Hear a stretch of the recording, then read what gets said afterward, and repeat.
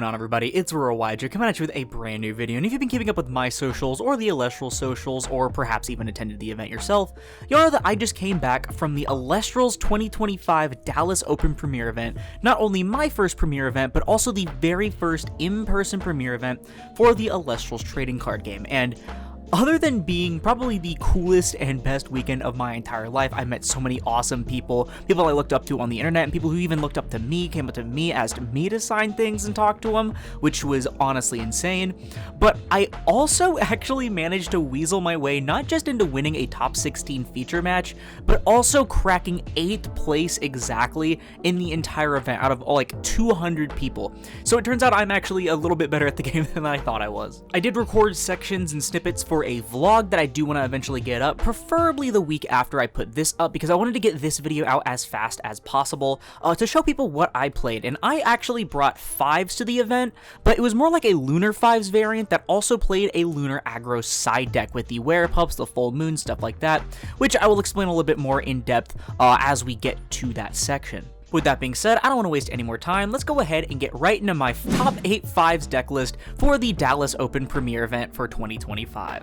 Starting off, we have the absolute GOAT, the carry, the mainstay of the deck. We have 3 copies of Nobby with the 2 copies of Doppelgator, there we go. So as you can see, I did get my Nobbies signed by Dan. I wanted Dan to sign the top 16 / well, it ended up being top 8 Nobbies. I thought it'd be super cool and funny because it's like one of his favorites. But yeah, this is probably my favorite card in the entire deck. Nobby is able to apply so much pressure, and compared to a lot of things in the game of Elestrals, it can actually go wide. Even things like Viscerous, you have to wait a turn to get value out of the extra copy, and they're just kind of sitting there doing nothing. But the Nobby, on the other hand, can just punch over something and then go into Doppelgator, which can then punch into something else.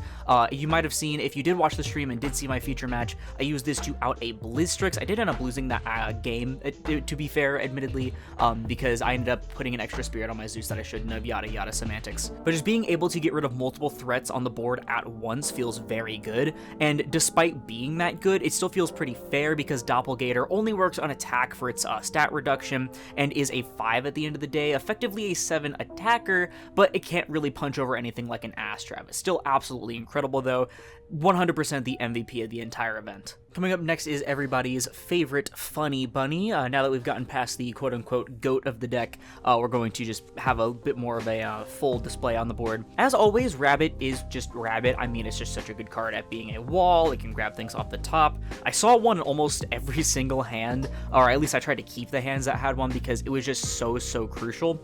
Really liked having the ability to sit on a Rabbit and force out interactions. Next up was 3 copies of Eddie. Eddie actually didn't come up as often as I expected it would in the event. I wanted Eddie to be like always an option in my hand, not just for things like Rabbit that this deck can otherwise kind of struggle against, but also for matchups like Blizzstrix, which I only ended up playing in top 16, because Eddie plus Zeus completely outs a Blizz, but I didn't really feel like I needed to see it all the time. Most of the time I could just out things with other things. People didn't really like play specifically cards that went into Eddie. They just kind of played into cards that went into Nobby half the time when I did use it. Obviously, I would still keep playing 3 in the future. It is still one of the best cards in the entire game, but I'm just shocked how little it came up. We are, of course, also on 3 copies of Galaxy, everyone's favorite rules whale. This card is really good at being offensive and defensive. I used it in a couple of water matchups to kind of force my opponent's Eddies and other such things to have lower stats, be easier to punch over. I even played some Misenchanted Whales in defense just because having a 5 wall is still pretty solid. But yeah, this was probably one of my go-tos. Like, if I really had like nothing to go into because half the deck is reactive, things like Spect, Nobby, Eddie, stuff like that, my opponent just expended a draw past, I would just slap down the Galaxy and then try to get in some chip damage, because it is one of the least reactive cards in the deck. We also have 3 copies of Spectaris, absolute MVP beside Nobby, just really carried so many matchups that I probably didn't deserve to win. I played against Morfrost round 3, and you can probably already guess that this card just completely dominated. I played against Joblin round 2, every Foamy got smacked in the face. To be fair, I did lose to like heal with Foamy, I think in round 7, I don't know, but this card just decimates so many different like matchups. I didn't win against Ari in my round 1, who he actually ended up getting 3rd place, so good on Ari. But this also is really good for things like Hydrake and stuff in the Pentair matchup, even Twindra. Just shuts down a lot of different things. For the final guy in the deck, we are playing the 1 copy of Elechick because I don't know if you've heard, but Zeus is a very good card. Admittedly, I never really had to over-enchant my Zeuses. Sometimes I even only needed 1, and in some instances, over-enchanting it by going 2, or I think maybe I went 3 once. I think just 2 or 1 the whole event, though.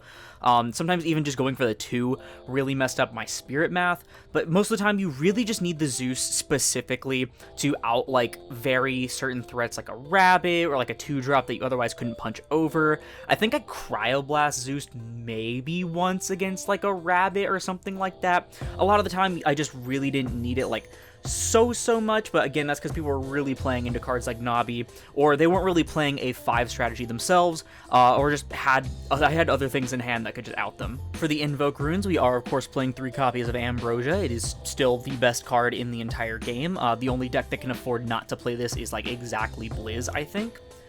Speaking of Blizz, or at least Frost, we are also playing 3 copies of Cryoblast.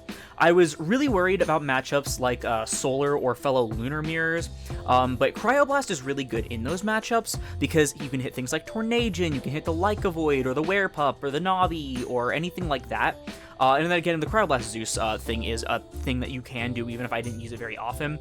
But I wanted to main deck the 3 Cryoblasts specifically for situations like the mirror, and I really only played a quote-unquote mirror or a quote-unquote solar list like twice, and even then it was like my round 8 was Tornadin and he absolutely bricked. It was Hunter Surge. He absolutely bricked both games, kept expending the draw into like nothing, unfortunately.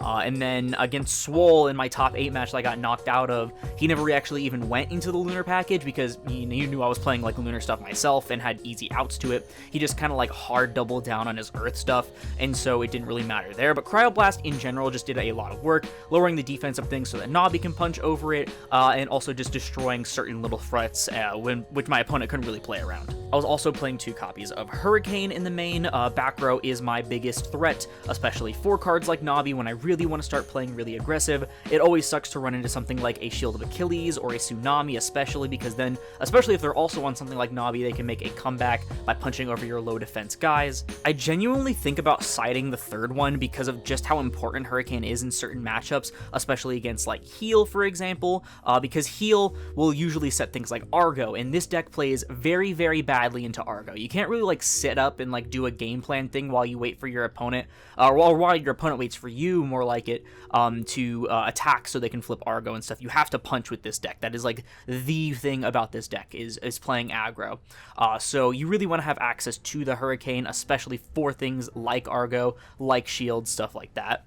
And then we are also playing the 1 Earthquake and 1 Laurels. I wanted to have a good amount of removal because certain game plan decks can be very annoying, especially Blizzstrix. Onto the counter runes, I believe we're on 10 in the main deck. I have 3 copies of Shield, 3 copies of Gorgon's Gaze, 2 copies of Poison Tipped Arrow, and 2 copies of Tsunami. In terms of importance, Shield absolutely did so much lifting. Gorgons would have done a lot of lifting if I actually drew it a little bit more. Tsunami was overall solid like Tsunami is, and Poison Tipped Arrow just didn't really feel very good. I think I used it maybe a total of 3 times, and only one of those times did I actually like end up winning the game, I think. It just really, when I did see it, felt like the worst card in the entire hand, especially in terms of the other back row. I mean, Shield was bouncing 2-drops, it was bouncing stuff in the Blizz matchup, it was stopping my opponent from doing aggro Nabi pushes and stuff.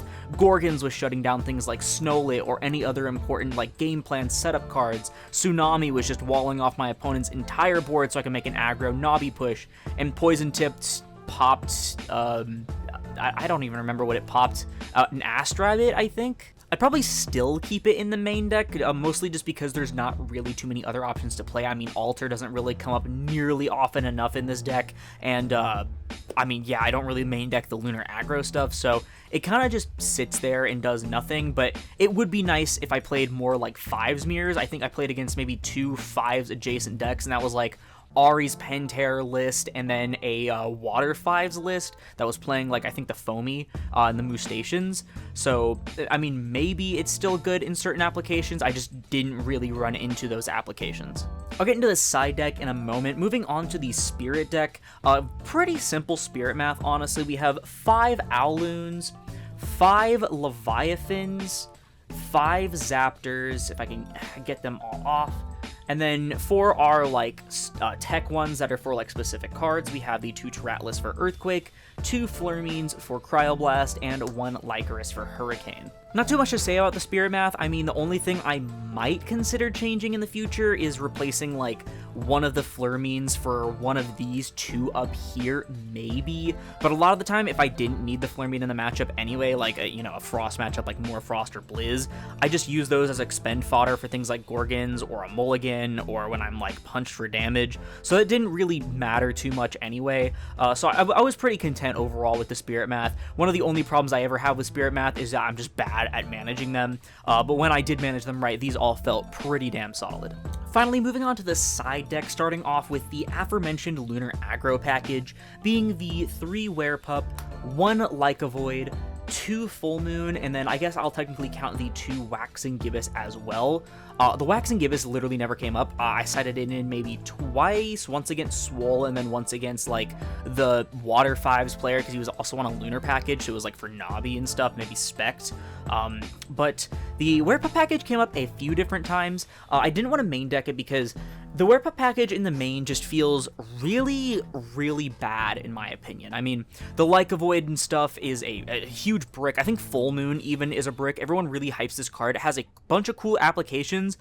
It doesn't really come up for me very often, like those really like super intuitive high-tech plays and stuff, and it's not really good against one of the best decks that or not best decks maybe, but one of the biggest represented decks in the room, that being Blizzstrix. This is absolutely horrible into Blizzstrix, or really any sort of, like, really fast deck that Lycavoid can't punch over. Not to mention that the Werepup just gets outed so frequently, especially if people are playing, like, the Poison-Tipped Arrows, the Cryoblasts, all that sort of stuff. And then same with Lycavoid. I mean, yeah, the Lycavoid might get in there for some damage, but it's probably going to be outed on the next turn. However, it's not easy to prepare for if you're siding it in, going second and third, or not second and third, when you're siding it for games 2 and 3, because people, like, see your 5-style strategy, and they're like, okay, I'm going to side things in for the 5-style strategy. I'm going to play as though I'm playing against 5s. But then they see the Werepup and they're like, oh, I wasn't really expecting the Lycavoid stuff, or maybe I was, but, like, wasn't super prepared for it because I didn't see it. And then you can just start going really, really aggressive. I also wanted to play this more against decks that, other than Blizzstrix, things like Morfrost. In my round 3 Morfrost matchup, this was huge. Things that burn through spirits very, very fast. Lycavoid can apply a lot of pressure. I wouldn't, for example, though, side this in, like, the heal mirror, or not heal mirror, but the heal matchup. I also mentioned earlier that Cryoblast was very good in, like, the Lunar Mirror or the Solar matchup. Well, it's another thing you can do in those matchups is side out your Nobbies, because your Nobbies end up becoming quote-unquote bad in that matchup, and then you can throw in the Werepup package instead, and then have that to guarantee that you can do at least something, as opposed to Nobby being a little bit more niche and harder to pull off. I also played 2 copies of Boombat and 3 Divine Blessing for the Blizz matchup. The Boombat only came up in the Blizz matchup, and then the Divine Blessing came up in that and against like an Eruption Burn Argo deck. He went, like, Eruption for game, and I was like, actually, I'm going to Divine Blessing that, and then I ended up killing him next turn. But yeah, if you watched my top 16 feature, you'll absolutely know that these cards were so good into Blizz. I had, like, 2 face down Divine Blessings, 2 Spirit Astrava on board. He had 5 spirits left, goes for a Hurricane for, like, 3 spirits, and I'm like, you know what? I'm going to Divine Blessing this, use 1 for my Spirit deck, 1 off the Rabbit, negate the Hurricane. I make him afraid of Shield of Achilles, so he makes an Aspral but doesn't attack the Rabbit, and then next turn I just cast Boombat, or sorry, he had 4 spirits left, I think. Oh no, it was 5 because he had to pay 1 to ascend into the Aspral. I go Boombat, pop the Aspral, punch for 1 with Rabbit, putting him on 0 spirits. He doesn't top deck Ambro to pull off his Boreas, and I just win on the spot. It was the game 3. Absolutely incredible. Both these cards are very, very good into Blizz. They're also just decent into certain matchups, like Divine Blessing can be good into the Super Turbo Reanimator decks, and Boombat can be just good into any game plan deck. Finally, to wrap up the side deck as a whole, I also played 2 copies of Spoiled Fruit. I never touched this card. The only time I touched this card was like when you're getting a loaf of bread and you have to push past the heel to get to the good stuff in the center. The Spoiled Fruit just did absolutely nothing. I didn't play against heel. I didn't play against Draco Ray or anything like that. If I did play against heel, it was like round 7 and it was more like a 5 style heal than anything. I don't know. But I didn't play against like any super intensive healing based decks or anything, so never really had the opportunity to decide it in, and I never really felt worried that I was going into time where Spoiled Fruit could be important. And that's going to do it for my 5s deck profile for the Dallas Open that got me 8th place at the event. I hope you all did enjoy. I had so much fun rocking with this deck and playing in the event. Just playing Elestrals in general and spending time with my friends was awesome. It was a great little mini vacation to get away from it all, and I'm so happy with how I did. I have a few more things coming up for the game that I'm definitely going to try to focus on, though I would like to try and dip my toes a bit more back into Yu-Gi-Oh, but we'll just have to see. Until then, thank you all so much for watching, because that's going to do it for the video. If you liked it, please leave a like, as I'll split this video and the channel into the YouTube recommended, and if you like this content or somewhere like it, like some more Elestrals content or other TCGs in the future, then perhaps consider subscribing and turn on notifications if you haven't already, because support your channel more than anything else, and it's absolutely free. Also, to support me directly and get some awesome perks in the process, check out my Patreon down below and see what perks you can get from my $1 and $5 tiers. But once again, thank you all so much for watching. I'll see you in the next one. This is Aurora, signing off.